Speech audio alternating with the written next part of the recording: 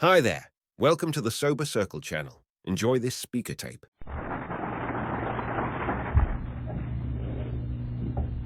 And happy good evening to you. My name is Paul, and I am a reborn alcoholic. And I am delighted to be here. I'm delighted that Max, my favorite Al-Anon, is here. And I'm delighted you're here. In fact, it'd be kind of a dull meeting if you weren't. In fact, I'm delighted to be anywhere. In fact, I'm delighted to be me today, and that beats trying to figure out ways to kill myself, which is what it used to be like. So it's been a great event for Max and I to be here. I think this is the way a conference and convention ought to be run. And I think everybody who's worked on this, and there's a lot of work to put in one of these on, we ought to reward them all with at least another 24 hours of sobriety. And in fact, I think we ought to give them a hand. Why don't we do that?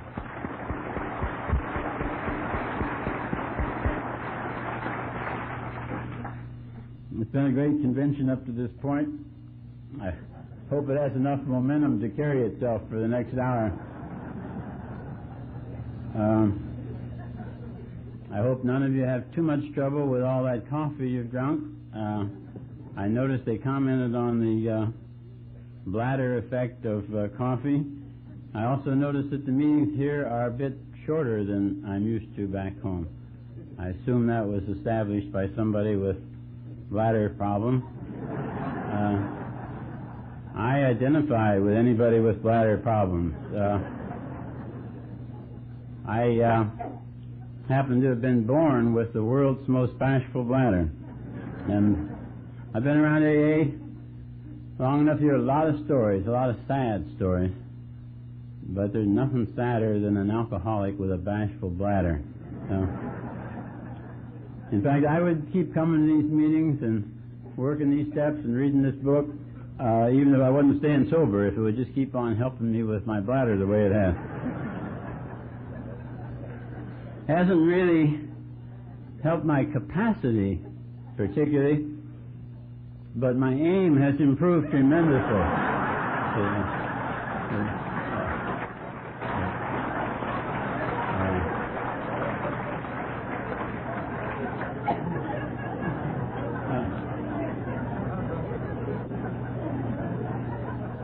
Another thing I noticed in my home groups, I have 3 of them now.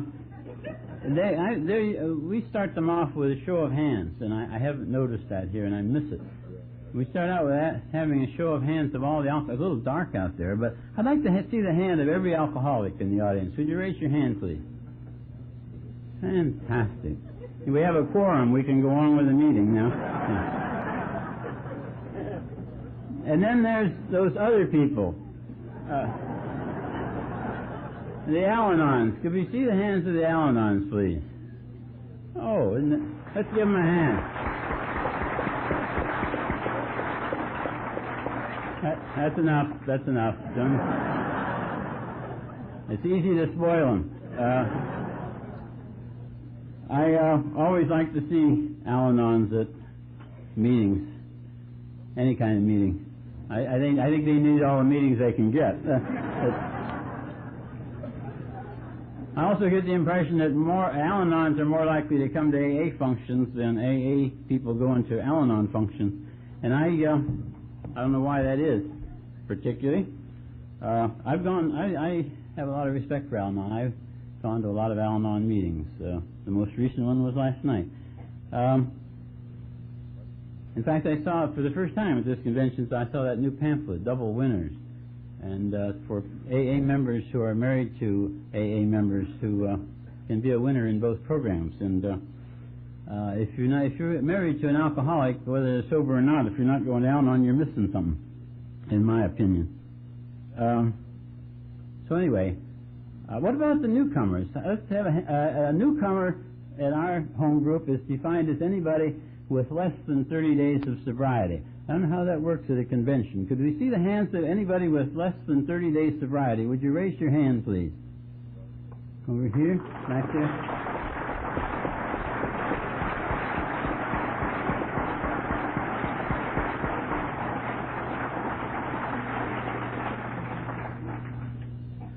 I can guarantee you, you're going to stay sober. And if you're willing to put your hand up in the midst of all these people and identify yourself as a newcomer, if you're willing to follow instructions on this program, you're going to stay sober. And I also want to welcome those of you who didn't put your hand up.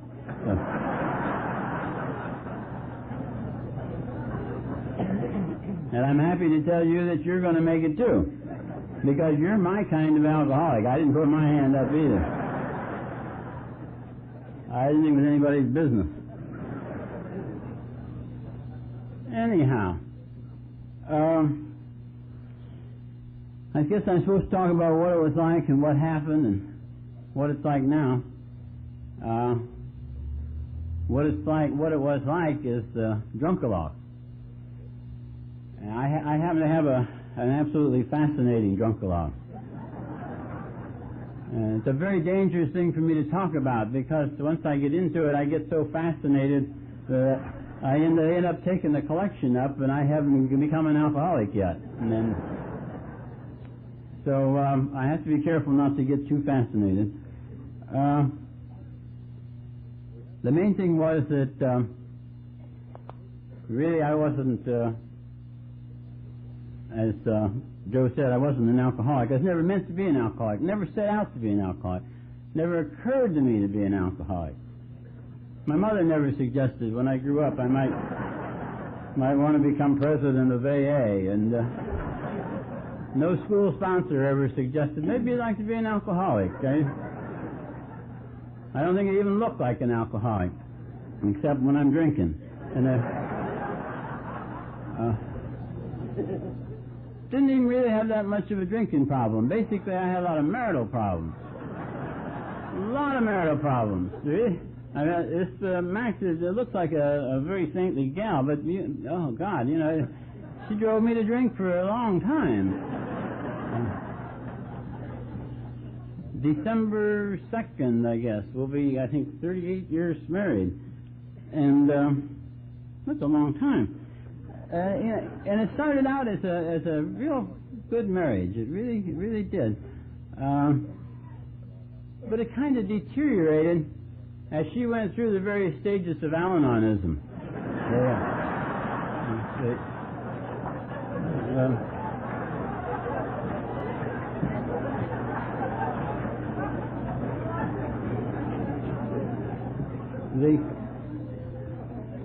Wasn't too bad at first. She began to complain that I didn't like her. You don't like me, why don't you admit it? And then later on she was saying, you don't love me, why don't you admit you don't love me? And as her disease was beginning to reach the terminal stages, she was screaming at me, you hate me, why don't you admit you hate me? And so I admitted it.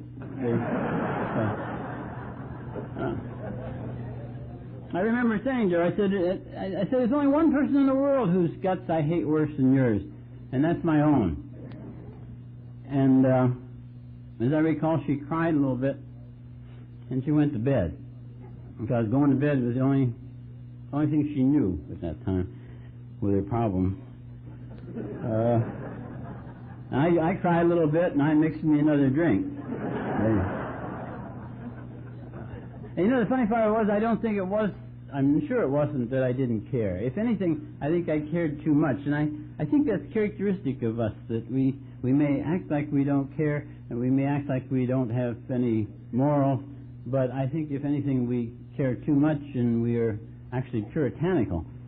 But alcohol makes us do funny things. Basically, that's what I mean when I say I'm an alcoholic. I mean that I react peculiarly to the drug alcohol. And therein lies my story, as a matter of fact. At that time, it wasn't that, as I said, I didn't care. I tried hard to help her. I could see the things happening to her, and I cared, and I felt responsible, and I wanted to help, and I worked.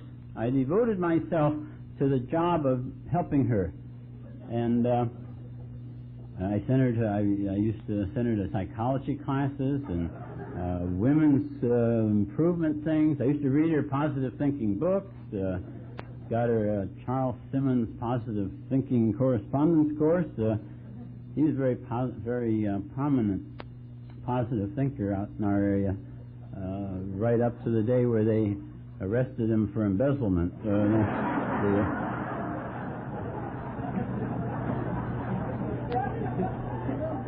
Don't hear much about Charlie anymore. I thought maybe hypnosis would help her, and I took a course in hypnosis, and turned out she wasn't a very good subject. I was so anxious to help, I ended up taking 6 courses in hypnosis, and I ended up a drunken hypnotist. I used to send her to psychiatrists.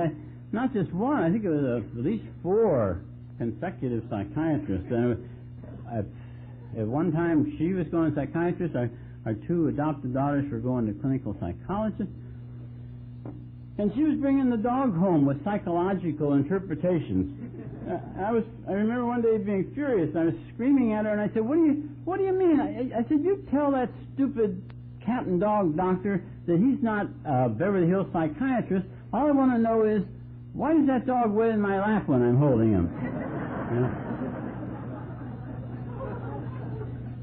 And you know that dog hasn't wet my pants since I joined AA.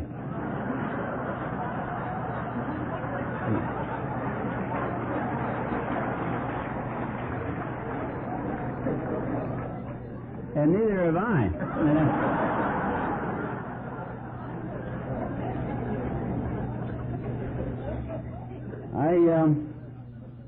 I did all kinds of things to try to help her, and actually the harder I worked on her, the sicker she got. And she got so sick that when it ended up at the psycho ward, I wasn't really surprised. But when that steel door slammed shut and she was the one that went home, I was amazed.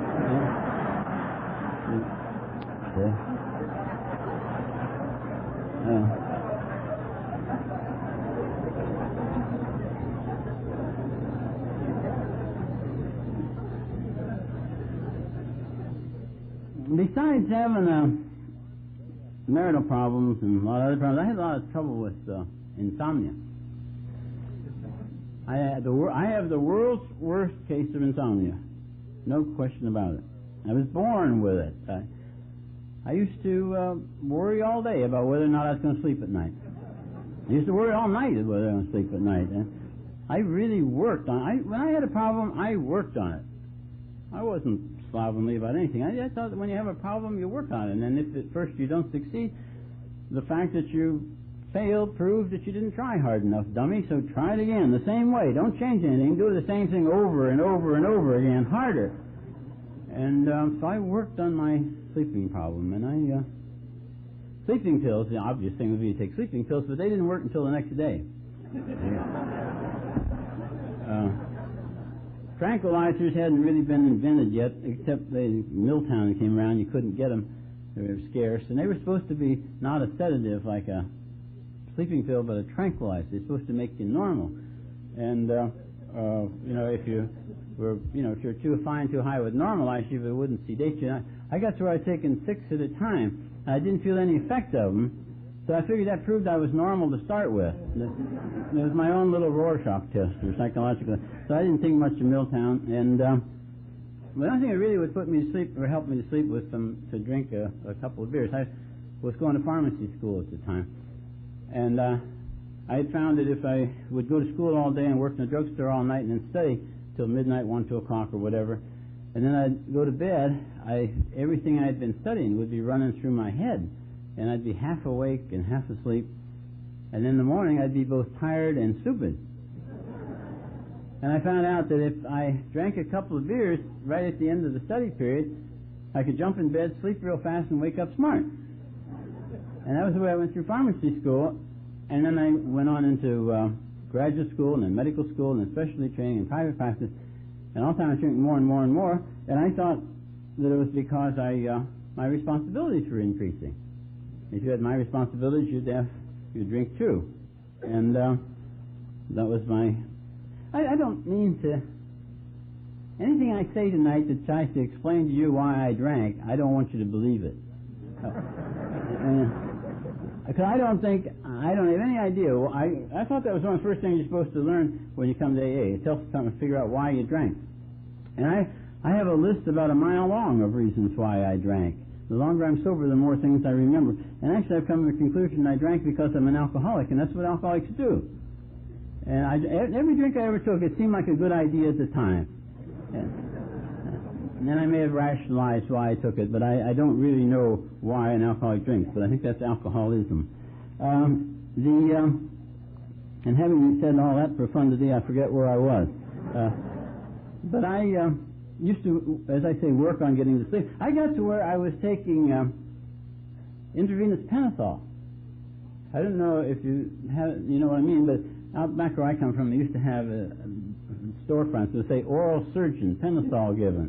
That's just arbitrary, but they put the stuff in a syringe, they put the needle in your vein, and they say count to 10, and you say 1, and zing, you're asleep.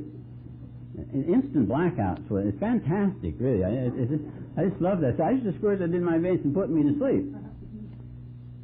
It was complicated in the sense that I couldn't go down to the office and put me to sleep and then drive home and go to bed. And it just didn't seem right for me to lie there in bed with a needle in my vein and my one daughter, Paula, saying, "Hey, Ann, come watch Daddy take his nightly fix." So I would keep my pentothal in my bag, and the bag in the car, and the car in the garage, and the garage, luckily, was attached to the house. And after a hard day's work and a hard evening's drinking and a day of pill taking, I would go out there and mix up this stuff and put the needle in my vein and try to figure out, now how much is the amount that I can squirt in, take it out, take it out, throw it in the bag in the car, slam the car door, run down the hall, and jump in bed so I could fall asleep. It's hard to judge it. If I got too much, I just zing right under the car. What that meant, it resulted in a greasy black and blue spot.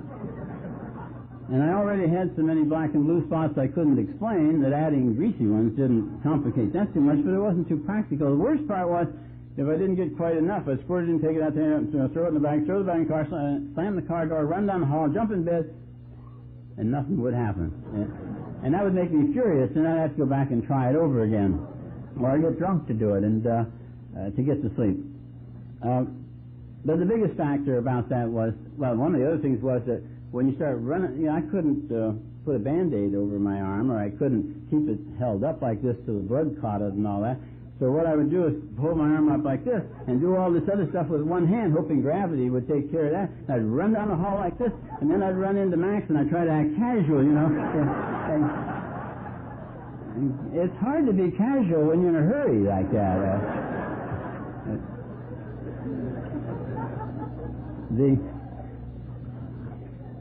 Actually, the worst thing about it, though, was it didn't last long. It was instant blackout. It was fast asleep, and it was fast awake. And I one time had to put myself back to sleep 3 times during that one night, and I decided that was kind of dumb, and I ought to quit that. And I couldn't quit doing that until I didn't have any of it around. I had to force myself to not buy any more, because if I had it there, I would use it. My problem was if I didn't have any there, I'd go get some. And it was the same way with my drinking. I never was able to quit drinking until I could quit having it there. I couldn't have it in the house and not drink it, and it was hard to not have it in the house because the house didn't seem like a house without some liquor there. And I did, and it was the same way with pills. I can't have pills around. I can't have tranquilizers around, even for emergency. I can't say I'm not going to take this unless I really, really, really need it. But if I say that, I might as well go take it because I'm going to really, really, really need it. I never once took a pill because I was a pillhead. Every pill I ever took, I took because I had the symptom. I either had it or I could feel it coming on. I had the symptom that only that pill would take care of. So every pill, almost like every drink, that I ever took was medically indicated at the time and prescribed by a doctor and dispensed by a pharmacist, me.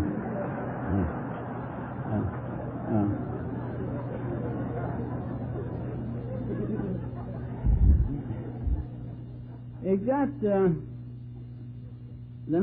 days were bad and the nights were worse, and it got to where it was kind of hard to get up in the morning. But I never became a morning drinker.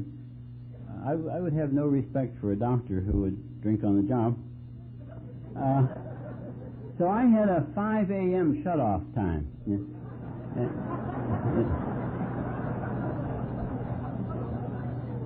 If it was 1 minute to 5, I'd drink myself back to sleep, and if it was 5 o'clock or after, I'd just stay up and act like a martyr all day.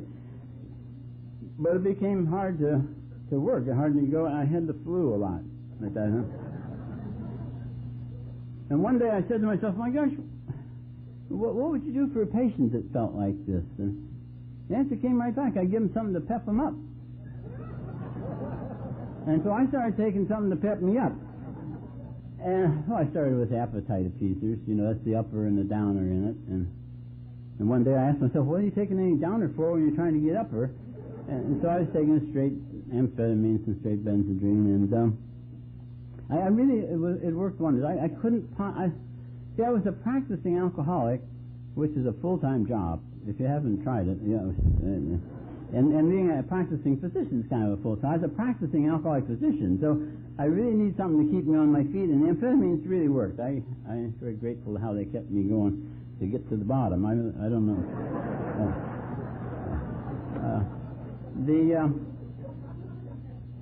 They did have, one thing they did was to affect my hearing. I couldn't listen fast enough to hear what I was saying a lot of times. I was thinking, my God, I wonder why I'm saying that again. I've already said it 3 times.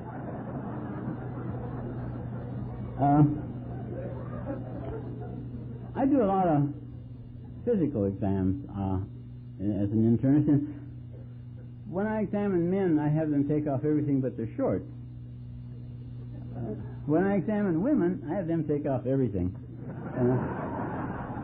And I give them a little plastic thing that hangs down. It has no sleeves in it, but they put their arms through a couple holes, and it hangs down from them, and they feel like they got something on, and they sit at a table facing this way, and I stand on this side, and I examine their eyes, ears, nose, throat, and neck, and I take a little plastic thing, and I drop it down, and they're sitting there topless, and then I immediately put my right hand over their left breast, and I always say, you examine your breast regularly for lumps.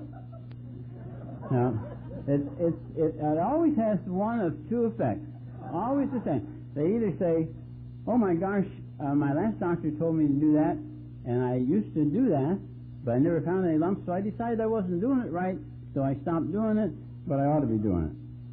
Or they say, oh no, my last doctor told me to do that, but I don't want any lumps in my breast, so I don't want to find any, so I don't examine my breast. But either way, they're thinking of the scientific aspect of why some man is standing there with his hand on their breast, and it's just real good bedside manner. So I never put my hand on a woman's breast without saying, you examine your breast regularly for lumps.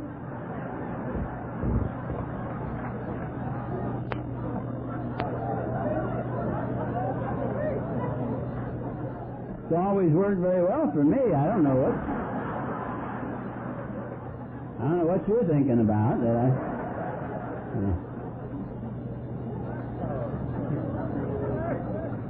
You might want to check the morale of this audience. Anyway, one day I went to work, and I had the flu, but I went to work anyhow, and they ate a few little pills, and I was examining this gal, and she was rather small, and she wasn't at all well endowed in that department. And I examined her eyes, ears, nose, throat, and neck, and I dropped the little thing down. I put my right hand over her left nubbin, and I looked at her very solicitously, and I said, do you examine your lumps regularly for breast? Yeah.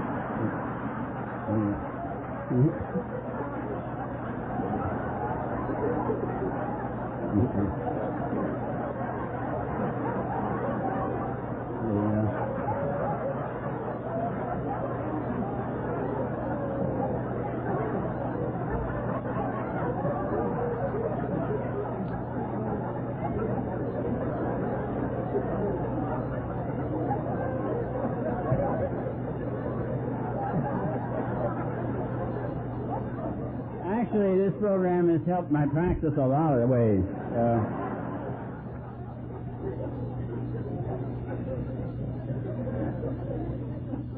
one day twice I decided not to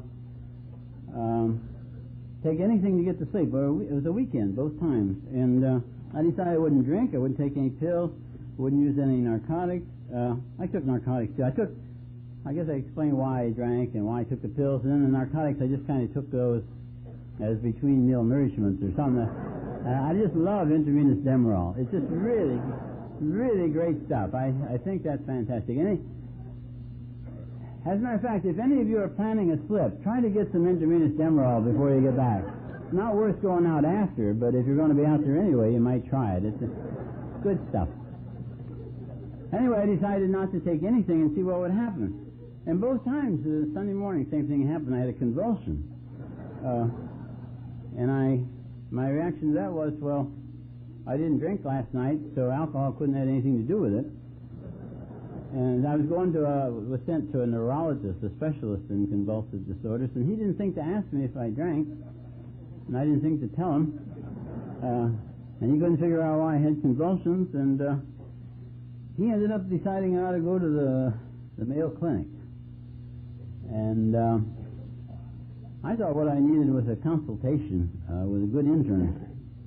And I happened to be the best internist I knew at the time. And I knew my case better than anybody I knew. And I had a conference with me and could see the change of personality and the daily headaches and the sense of impending disaster and the things that were going on. And it was obvious. It was suddenly very obvious that, well, I had a brain tumor.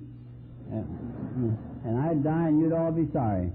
And I took Max to an attorney, and I signed a power of attorney, turning everything over to her, and went off to the Mayo Clinic.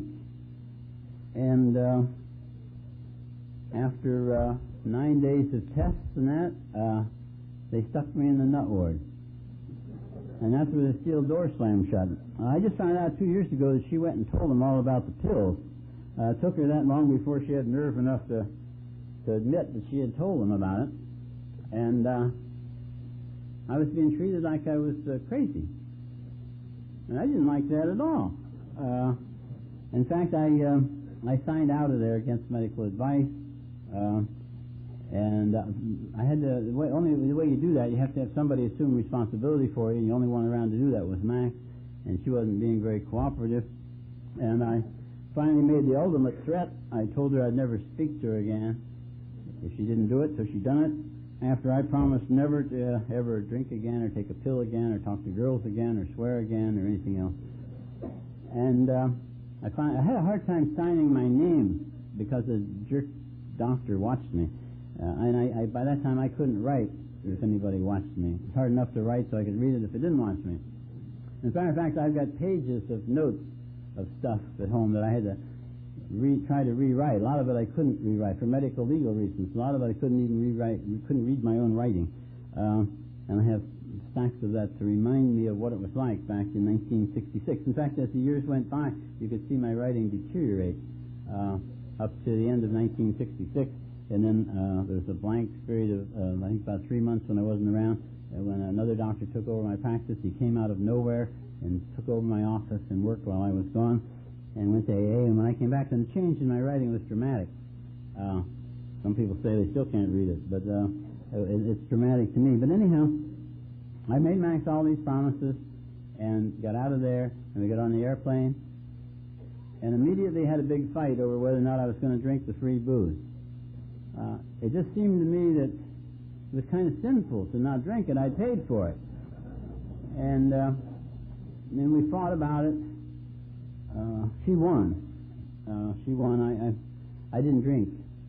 But by God, I wouldn't talk and I wouldn't eat either.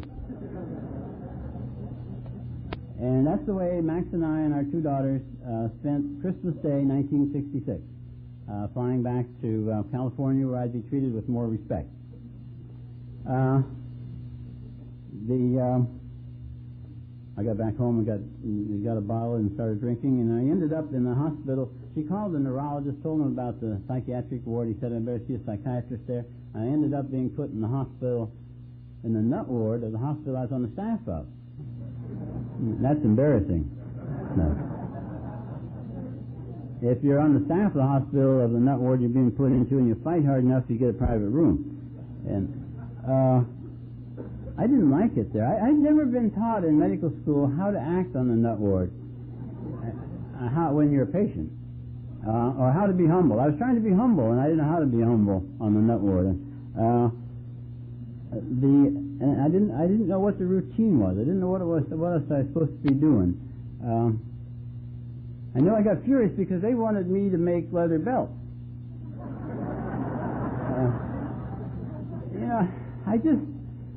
It just didn't appeal to me. It just didn't seem like I'd gone to school all those years so that I could sit there and make leather belts. And besides, I didn't understand the instructions.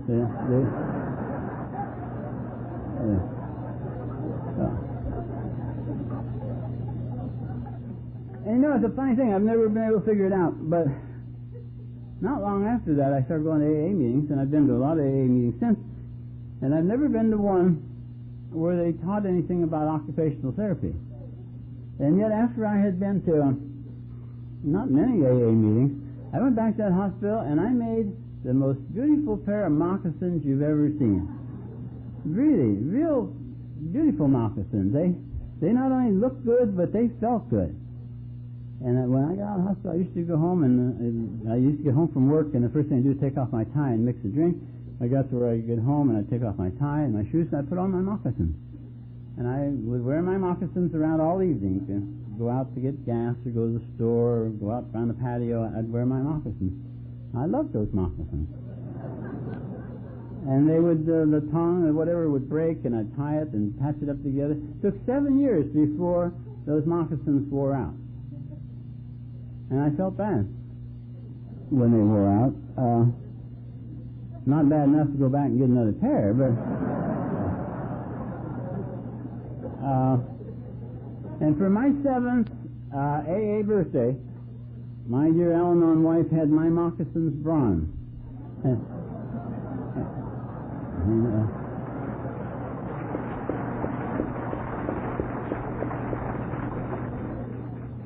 I love my bronze moccasins. And as long as I remember where I got them, I don't have to go back and make another pair. They're not near as comfortable now, though.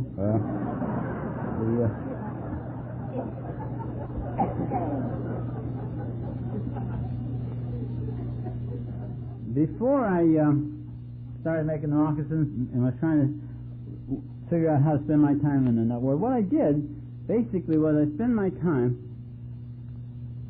writing lists of things for Max to do in order. See, Max had worked in the office with me, been my secretary for all those years, and I used to write letters and lists and orders of things for her to do on how to keep the world running while I was locked up in the nut ward. And you obviously has to be kind of nutty to do that. Of course, you have to be even nuttier to come back every morning for a new list like she did.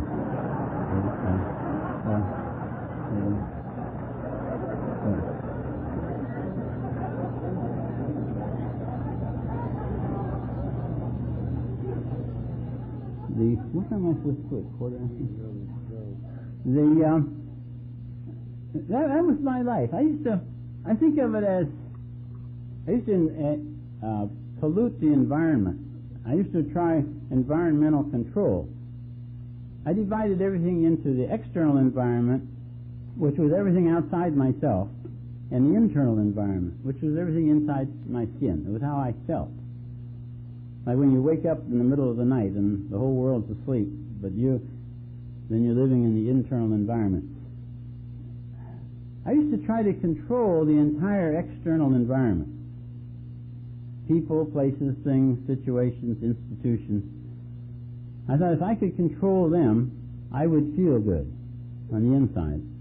And somebody, usually Max, was always screwing it up. And by controlling the external didn't take care of it, I tried to control the internal by putting chemicals in. And when I would get side effects from those chemicals, I'd take other chemicals to counteract the side effects of the chemicals I was taking. So I was really a pharmacist practicing on myself. So it's better living through chemistry was a way of life with me. And what I've done since coming to AA, I've made the smartest business decision I've ever made. I gave up a controlling interest in my life. And God doesn't work for me anymore. I work for Him. He's the director. He's the, what do they call it, general partner, and I'm the silent partner. We divided it up. I do the work and He does the worry. In fact, when things get bad, it doesn't even help for me to help Him worry. It just makes it worse. He can handle it much better himself. We have an agreement. I pedal and I say, I'll pedal and you steer. And for God's sake, watch where you're going. I'm sick of some of the places we've been, you know.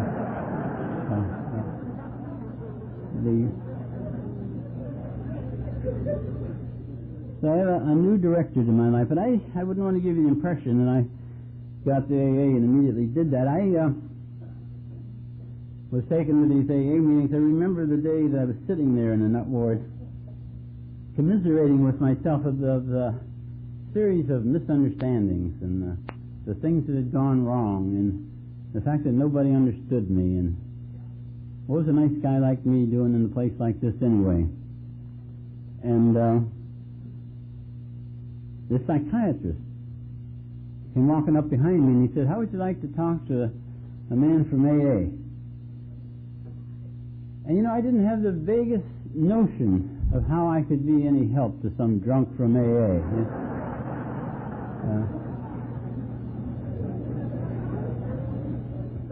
I thought maybe one of you learned something about alcoholism while I was putting in my time there.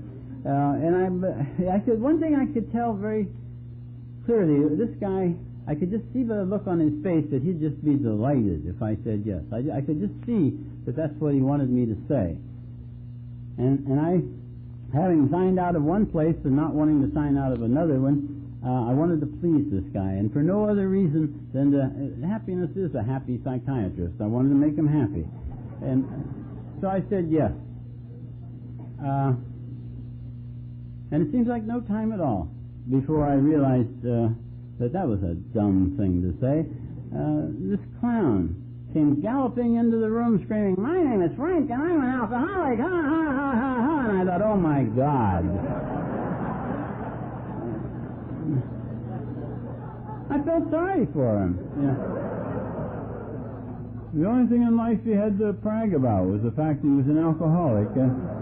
And such a loud voice. And he was yelling about being alcoholic, Alcoholics Anonymous, and waving the book. And I think, why don't you lower your voice, man? These people all think I'm a nut. Why don't we leave it at that, you know?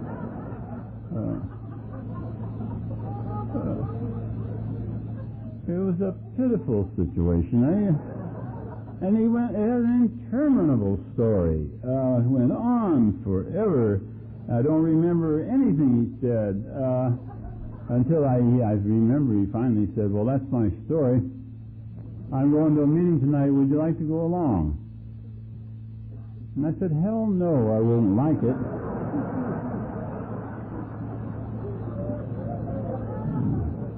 I won't like it, but I'll go to please that dumb psychiatrist. And he took me to some meetings, and I've heard beautiful pitches by people describing their first meeting, and I think they're delightful. I congratulate you on remembering. I don't have any idea how many meetings I was taken to before I knew what meeting I was at. And I don't remember anything about my first meeting. I do recall that it had a tremendous effect on the psychiatrist. He was delighted. He now was very interested in me and spent a lot of time talking to me. And just before coming here, this last weekend, I was at this Joe mentioned International Doctors in AA Convention, and I was on a panel. There's three of us talked briefly, and one of the other three of us was a doctor who this same psychiatrist had sent to me, or called me when he was in the hospital, same place I was, saying that he had tried AA and hadn't made it, but would I come and take him to some meetings to see if he'd make it now? And I thought to myself, well, he may not make it this time either, but by God, he's going to get to some meetings. I was still trying to impress the psychiatrist, so I wanted to see how many meetings I could get that guy to. This was 9 months after I'd first been pushed into AA, and I took that guy to 9 meetings in 1 week, and on a Sunday, we got to Mass, a short 12-step call, and 3 meetings. And when I took him back to the hospital that night, he was tired. And you know, that guy never, at that time, he didn't make the program either. But my program has never been the same since. I've never gone back to a few meetings. I used to go to 1 meeting a week, whether I needed it or not. And I still, to this day, go to 3 and 4 and 5 every week.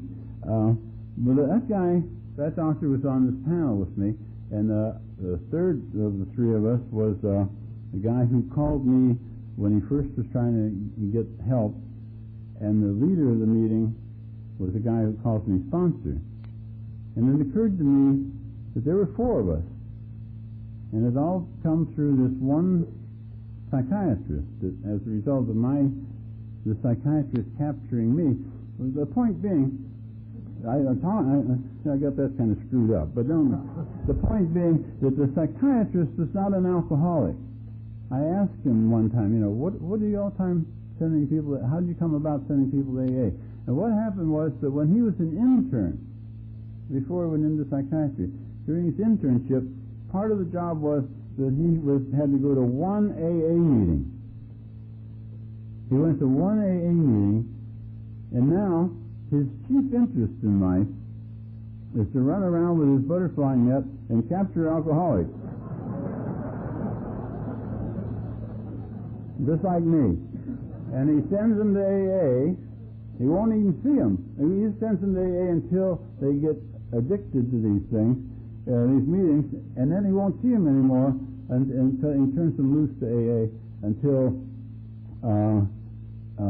maybe a year later or so. If they're still having problems, then you'll see them and try to help them with their psychiatric problems. But I'm impressed with the fact of what happened as a result of one man going to one meeting. In fact, I'm very impressed with this, of the power of this program and the miracles. I just really, in fact, I feel like a miracle maker. Now, I don't perform miracles, but as a result of things I do, I can watch a miracle happen. I'm impressed with the miracle. I'll never get tired of AA because I don't listen to the drunkalogs. I don't listen to the details. I listen to the things that happen, the people. The things that happen to people. I remember Wilma. Wilma was talking about her drinking. She was a drunken woman, a daily drunk. And she was dating this guy. And she was going to meet him in a bar. And she was sitting there drinking and waiting for him. He was late. And finally he came in and he apologized for being late. And he says, I really have to apologize to you. He says, I have to tell you, I'm an alcoholic. I can't go with you tonight. I got to go get back to AA. I'm going to a meeting right now. He says, would you like to come along? She says, oh, what the hell. She put on her gloves and went with him. Hasn't had a drink today, yet, ever since. You know, to me that's impressive. You hear it all the time. A man drunk 30, 40 years, comes to AA, never has another drink.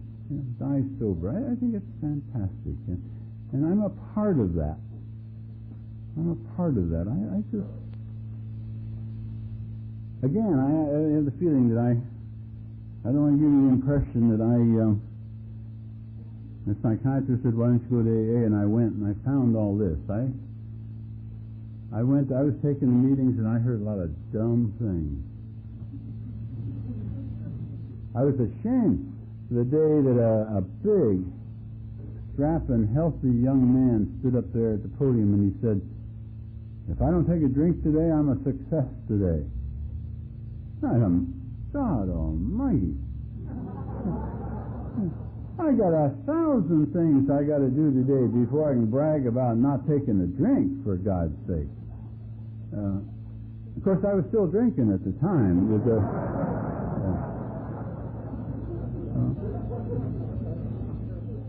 and yet, not taking a drink is the most important thing I do. It's the most important thing I do today. I have my goals. I have very precise goals. And the number one goal is to keep me sober today. There's absolutely nothing that I am not willing to do, nothing I'm not willing to put up with for me to stay sober today. I am thoroughly convinced that if I don't take a drink today, I'm a success today, no matter what. No matter what anybody thinks, no matter what I think. I'm a success if I don't drink today. And as a result of that, the other goals can be accomplished in that. Things like, how much are you adding to the total love in the world today? Somehow that's a phrase or a question that's very meaningful to me.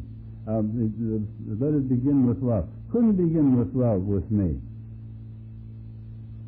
I've taken my home group in Laguna Beach, and the reason I had to go to Laguna Beach is because it was 35 miles from home, and I thought I could go down there and I wouldn't run into anybody I knew. And now, 10 and a half years later, I've gone to Laguna Beach long enough that I've run into everybody that goes to Laguna Beach, so they won't run into anybody they know. And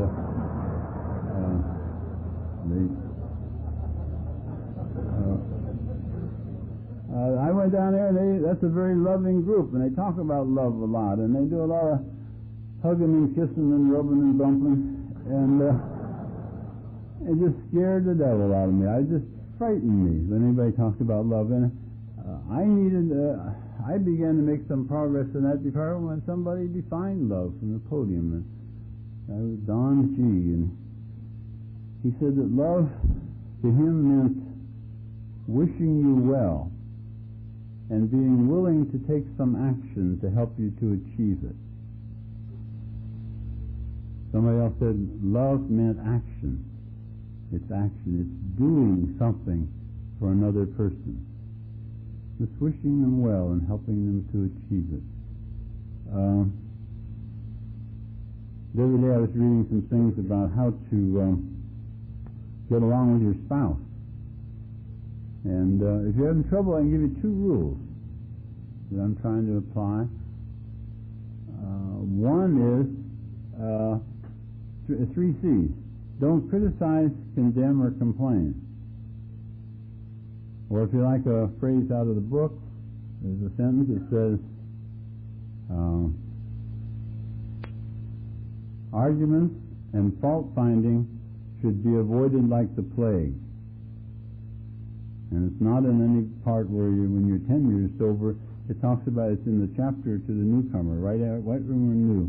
Arguments and fault-finding should be avoided by the plague, like the plague.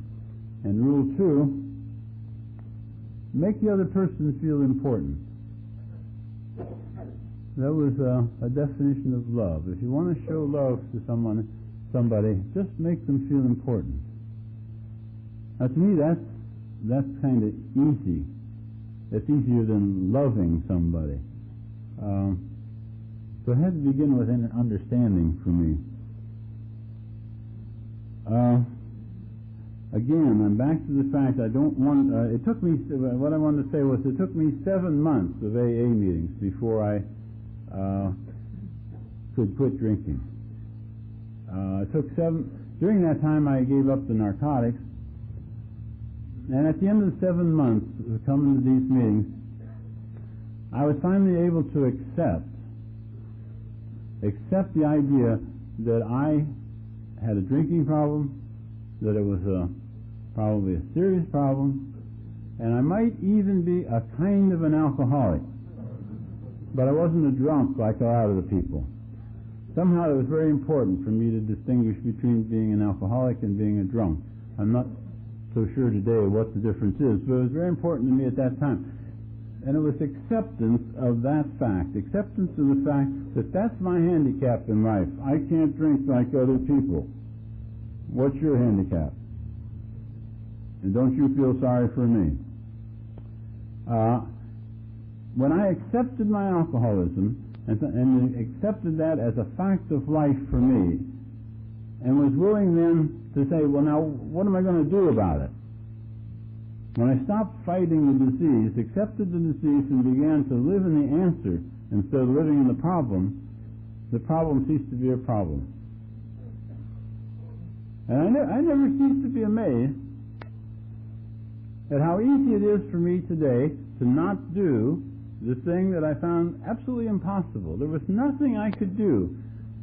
I didn't even get into all the things I tried to stop drinking back at a time when I realized I had a drinking. I tried antabuse, like somebody said. Every morning I very conscientiously took the antabuse, and every night I conscientiously took the antidote and drank.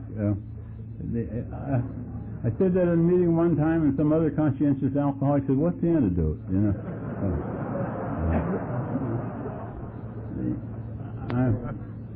I drank at home. I used to lock my bar so that I had folding doors on it. A walk-up bar had folding doors on it. I bought a lock and a hasp, and I locked myself out of my bar.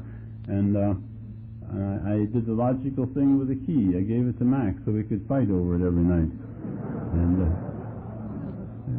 I'd argue with her until she'd get us one drink, and she'd have her drink and go to bed, and I'd have my drink and then try to get more, and I'd try to find the lock, and she'd hide it better, and I got to where I tried to pick the lock, and I'd lay there on the floor, and I'd pick, because I had the lock about that far from the floor, and I'd pick, and I'd pick, and I'd pick, and I'd pick. And I thought, whose goddamn bar is this anyway? And I ripped the lock off, you know. And it was when I couldn't quit that I decided I didn't have a drinking problem, and I ended up, against my better judgment, in AA. And even then I didn't stop drinking until I accepted. Acceptance of my disease seemed to be the answer for me. Acceptance was the key to sobriety. And acceptance is the key to serenity for me. Because if I'm unhappy today, it's because some person, place, thing, or situation is unacceptable to me. And I'm going to stay uncomfortable until I accept that that's the way it's supposed to be. That's the way that person is supposed to be. If I'm a child of God, then that person is a child of God. And if I don't like that person, I'm telling God I don't like his handiwork. That I know better than he how he should have that person be. I've made a terrible mistake.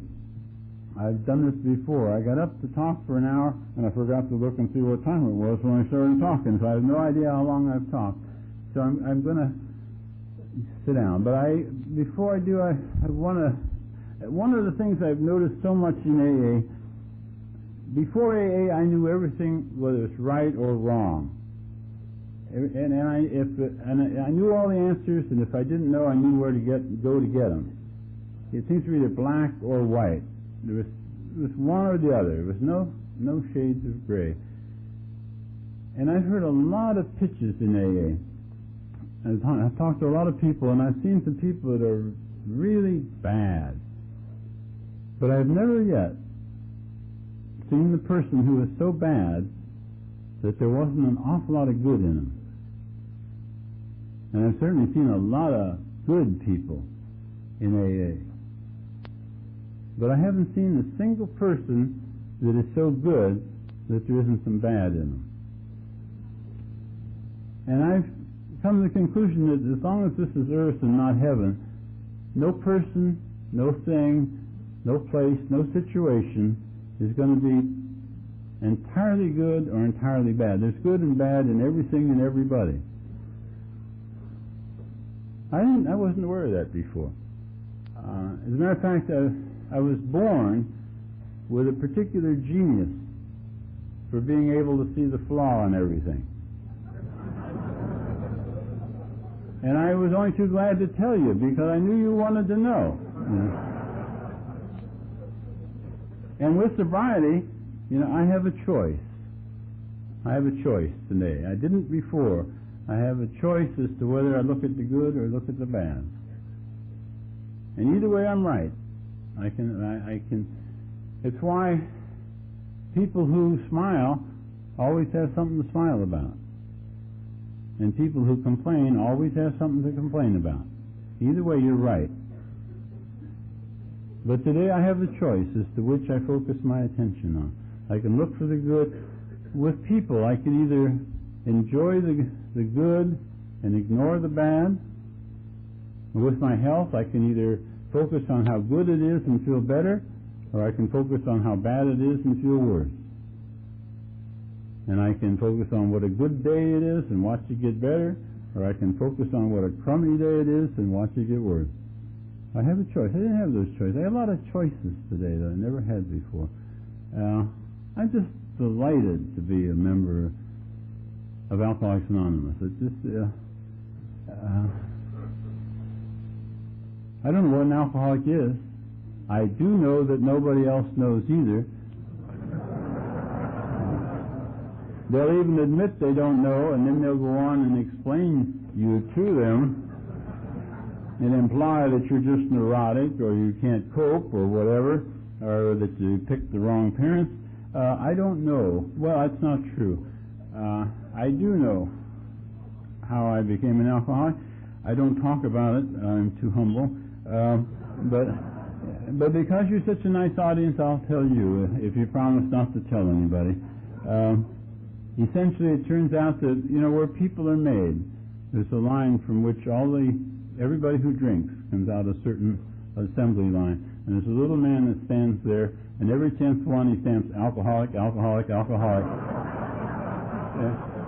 And so I got stamped, and it took a long time to find it.